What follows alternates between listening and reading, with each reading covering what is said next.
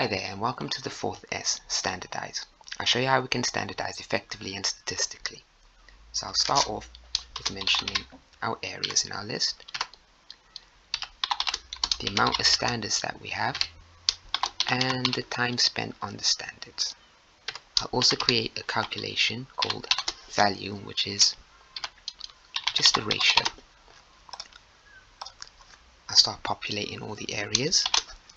So we have our office, we have our workshop, got our parking lot, we got our garden, and we have our kitchen.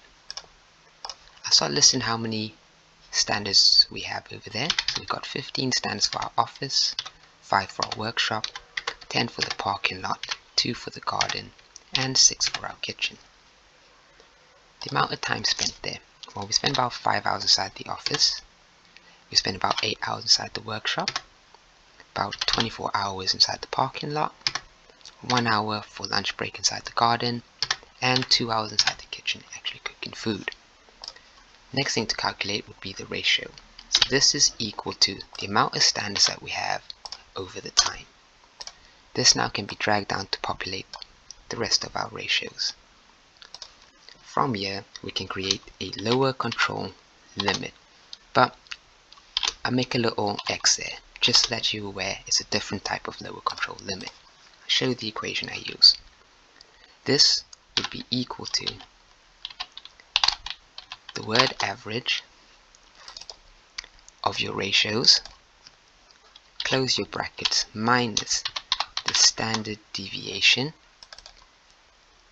of your value ratios, close the brackets and enter. This will give us a lower control limit. You can hit equals and copy it all the way down. And now for our upper control limit. Obviously I make a little Y there, just to let you aware it's slightly different. This would also be equal to our average of our value ratios, close brackets, and add on our standard deviation for our value ratios, close the bracket and hit enter. We can hit equals the one above and we can populate the rest of the list. So looking at these values, we have now statistically calculated all of our standardizing processes. Let me explain further on how we keep this in check.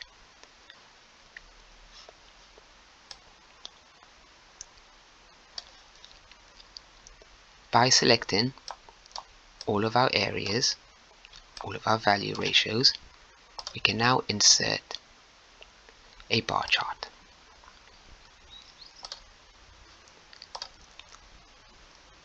As you can see, this bar chart is showing our value ratios, basically how much time do we spend on a standard, and this would be it.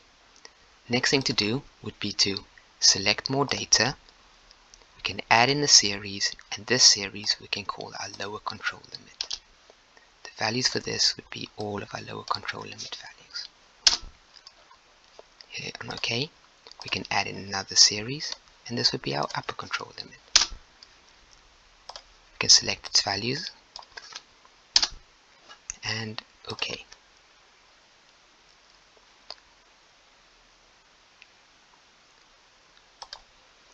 Now that this is done, we can change the chart type to a combo chart, and the LCL X line and the UCL Y line should all be lined with the value ratio being a clustered column. Once you hit OK, we can now see how well our standards fare. Looking at this, we can see that our parking lot has fallen out of our control limits. So let's see what we need to do to get our parking lot back inside control limits. So we've noticed for our parking lot we have 10 quality standards, and the time we spend on it is about 24 hours. Let's try and increase just the amount of standards that we have. So we've increased the standards to 15 now, the same as the office. We notice that when we increase the parking lot standards to 15, not only the parking lot but also the workshop now has fallen out of its control limits. People might be asking, why is that? This is just due to the fact that everyone in the company has the same standards, and the fact that the workshop and the parking lot have fallen out of standards means that there's extra time for the workshop to catch up on. So instead of adding on 10 hours, we say you've only got 6 hours to do it, and this will make it fall back into place again. Maybe looking at the parking lot, maybe 24 hours too long, so we give it over a 20-hour ratio. But that wouldn't be enough. Let's try a 24-hour ratio. That won't be enough. 30-hour ratio.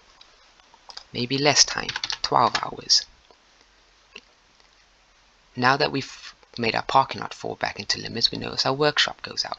So would we improve the amount of standards that we have, or should we decrease the amount of time we spend on the standards? Let's try decreasing the amount of time we spend on our standards.